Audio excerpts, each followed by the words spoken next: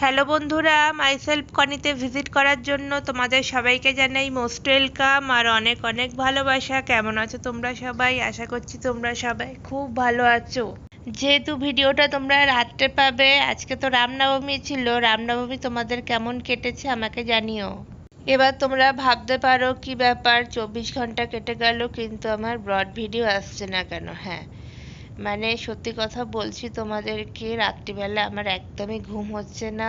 ঘুমটা হচ্ছে গিয়ে ভোরের দিকে, যেই নাকি 5টা বাজছে তখনই আমার চোখটা লাগছে। সুতরাং যেহেতু রাত্রিবেলা ঘুম ভালো করে হচ্ছে না সেহেতু হ্যাঁ ঝিমুনি ঝিমুনি পাচ্ছে। যখনই মনে হচ্ছিল যে একটুখানি ভিডিও করি না, ভিডিও করে কিছুতেই আর ভিডিও করতে পারছিলাম না, তার মধ্যে গরম। এখন বলবে তোমাদের তো এসি আছে, হ্যাঁ এসি থাকলে কি হবে, বারবার ঝিমুনি পাচ্ছিল। আমি মানে কাজও করছিলাম, একটু ঘুমিয়েও নিচ্ছিলাম, কাজও করছিলাম ঘুমিয়েও নিচ্ছিলাম। মানে ব্রড ভিডিও করতে হলে একবারে তো 20-25 মিনিট টানা, বুঝতেই পারছো। ভাবছিলাম বিকেলবেলার দিকে একটু ভিডিও করব। হাতে যেই শনপাপড়ির প্যাকেটটা দেখছো, হ্যাঁ সেটা আজকে আমাদের এখানে একটা সোনার দোকান থেকে দিয়েছে। হ্যাঁ মানে প্রত্যেকবারই দেয়, রামনবমীতে প্রত্যেকবারই দেয়। তো এই শনপাপড়িটা খাওয়ার পর, ঠিক আছে, আমন্ড আর পেস্তা জুস দিয়ে এই শনপাপড়িটা খাবার পর আমার এত গা গোলাচ্ছিল। কিন্তু তোমরা তো জানোই আমি মিষ্টি একদমই ভালো খাই না। হ্যাঁ মানে কেমন একটা গা গোলাচ্ছিল এটা খাবার পর, মানে অস্বস্তি করছিল। তারপর আবার শুয়ে পড়েছি, এই কারণে ভিডিওটা করা হয়ে ওঠেনি। তারপরে আজকে আবার গেছিলাম হচ্ছে টমেটো তুলতে।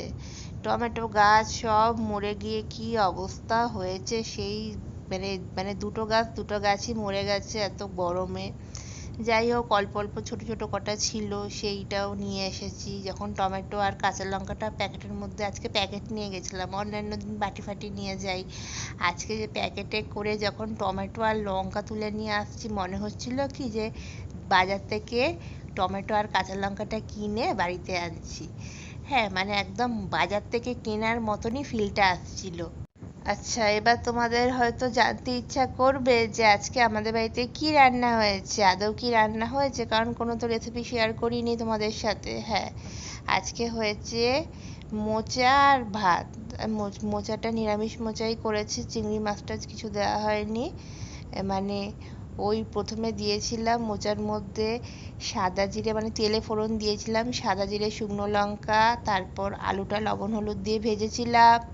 তারপরে আজকে মোচার মধ্যে অনেক দিন পর নারকোল দিলাম, জানো তো।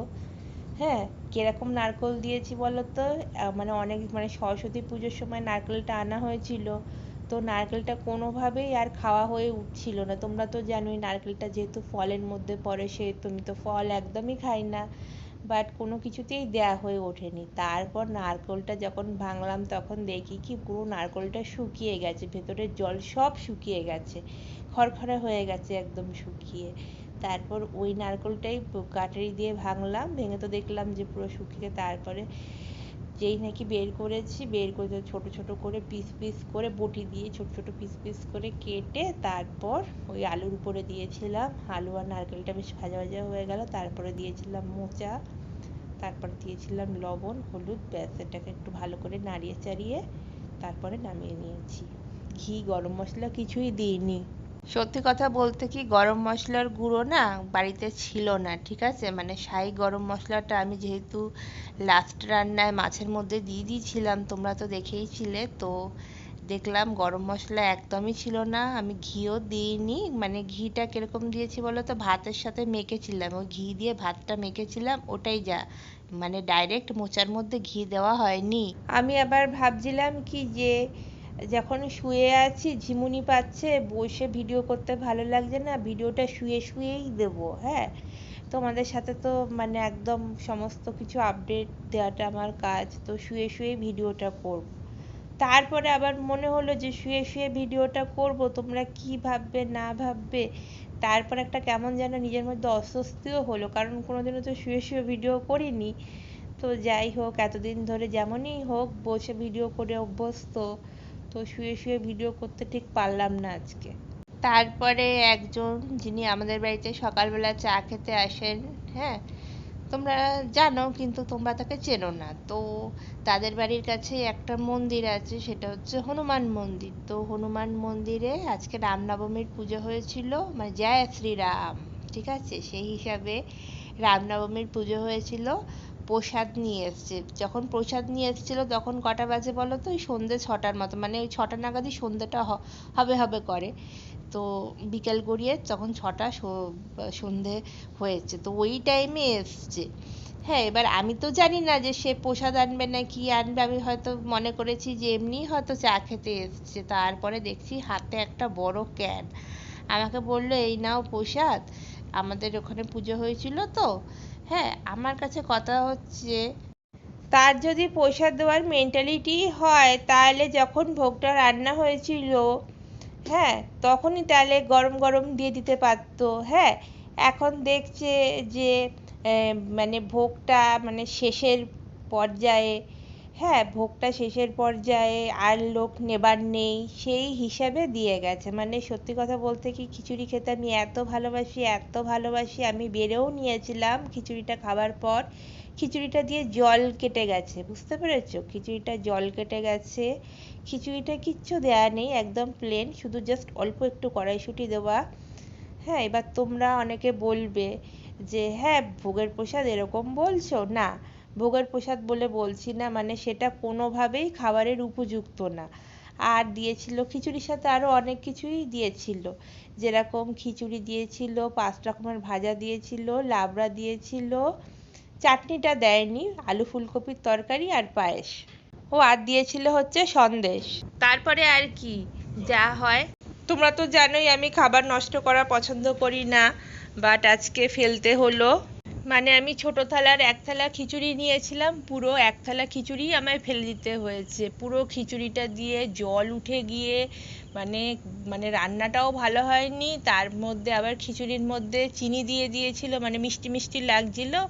তো তাহলে বুঝতেই পারছো, একেতে মানে খিচুড়িতে জল কেটে গেছিলো, আর তার মধ্যে খিচুড়িতে চিনি দিয়েছিল মিষ্টি মিষ্টি, ব্যাস মানে প্রায় নষ্ট হওয়ার পথে, সেজন্য খিচুড়িটা ফেলে দিতে হয়েছে। তারপরে ভাত আর মোচার ঘন্ট আমি খেয়েছিলাম, খেয়ে উঠে দেখছি কি রাত্রি 8:30 বাজে। হ্যাঁ, মানে যেহেতু খিচুড়িটা ফেলে দিয়েছিলাম তার পরপরই আমি ভাতটা বসিয়ে দিই।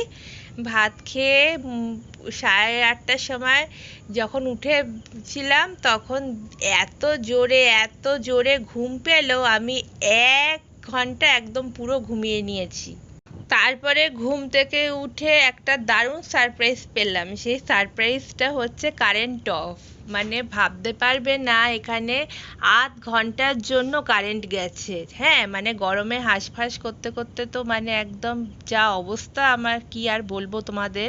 তারপর এই গরমের মধ্যেই এই ভিডিওটা করে তোমাদেরকে সবটা জানাচ্ছি।